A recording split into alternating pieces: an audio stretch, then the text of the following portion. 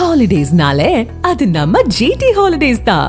GT Holidays, South India's #1 travel brand. You know you are special when you're with GT Holidays. பருவமழை தொடங்கியுள்ள நிலையில் தஞ்சை மாநகராட்சியில் மழை முன்னெச்சரிக்கை நடவடிக்கை ஏற்பாடுகள் செய்யப்பட்டு வருகிறது. இதுகுறித்து தஞ்சை மாநகர மேயர் ராமநாதனுடன் நமது செய்தியாளர் சரவணகுமார் நடத்திய கலந்துரையாடலை தற்போது பார்க்கலாம்.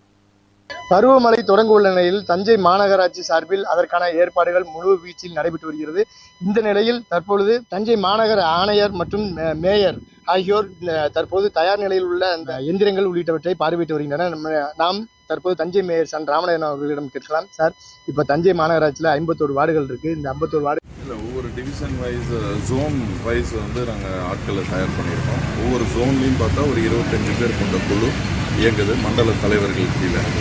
அதே மாதிரி 4 மண்டலத்துலேயும் அந்த மாதிரி ரெடியாக இருக்காங்க. இப்போது வண்டியெல்லாம் கரெக்டாக இருக்காங்கிறத தான் வந்து ஆய்வு செஞ்சோம். அதில் கிட்டத்தட்ட மினி ஹிட்டாச்சி ஒரு 4, ஜேசிபி ஒரு 5 இயந்திரங்களும், அப்புறம் மரம் வெட்டுற மிஷினு, அதே போல் நம்ம மருந்து தெளிக்கக்கூடிய தெளிப்பான் மற்றும் ஜென்ரேட்டர் எல்லாமே ரெடியாக பொசிஷனில் இருக்குது. ஒன்றும் ப்ராப்ளம் இல்லை. நம்ம எதிர்கொள்ளக்கூடிய அளவில் எல்லா விதமான எக்யூப்மெண்ட்டும் நம்மள்கிட்ட இருக்குது.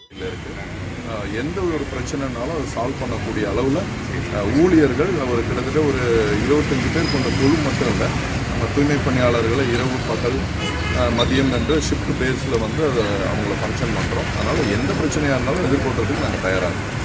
அதாவது தஞ்சை மாநகரத்தை பொறுத்தவரை 51 வார்டுகள் இருக்கிறது. தற்போது அதற்கான ஆயத்த பணிகளில் ஈடுபடுகின்ற தேவையான எந்திரங்கள் உள்ளிட்டவற்றை தற்போது பார்வைக்கு வைத்து அதனை தற்போது ஆணையர், மேயர், துணை மேயர் ஆகியோர் ஆய்வு செய்து வருகின்றனர். தொடர்ந்து பொதுமக்கள் எந்த விதமான புகாராக இருந்தாலும் டோல் ஃப்ரீ எண்ணுக்கு தொடர்பு கொண்டால் உடனடியாக ஊழியர்கள் அந்த பிரச்சனையை தீர்த்து விடுவார்கள் என்று மாநகர மேயர் தெரிவித்திருக்கிறார். தஞ்சையில் இருந்து முடிப்பதில் ஒரு காப்போடு சரவணகுமார் நியூஸ்.